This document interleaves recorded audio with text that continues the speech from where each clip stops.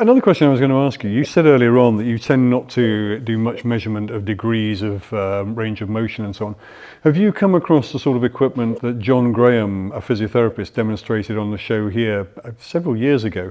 Simple devices which very subjectively measure a degree of rotation or movement of a limb. You could put them on the head and measure cervical rotation. You could put them on an arm and measure. And I thought that's a very nice subjective way of showing, actually, it's not just my opinion, sorry, an objective way, it's not just my opinion that I made a difference, I can show it now.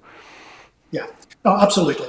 Okay, I guess the answer to that is I could do it because I have got the machine I've got will also measure that. Maybe you might call me lazy, but I just feel there's more value in the measurements of my strength testing.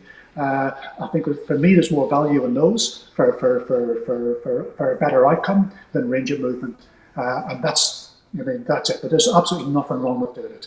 If you wanted to measure someone's straight leg raise, perfect. It gives you before and after. There's nothing wrong with that. Thomas's test, no problems. You can even hold it across the spine and look at rotation to give you. Okay, but if you think about testing something like that before you treat, and if you think more like a functional perspective, come back to that right hip.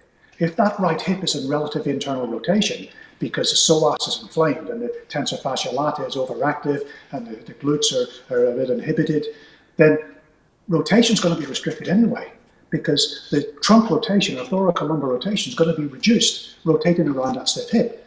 And there's lots of studies have been shown that the kinematics of spinal movement changes in the presence of hip and groin pain.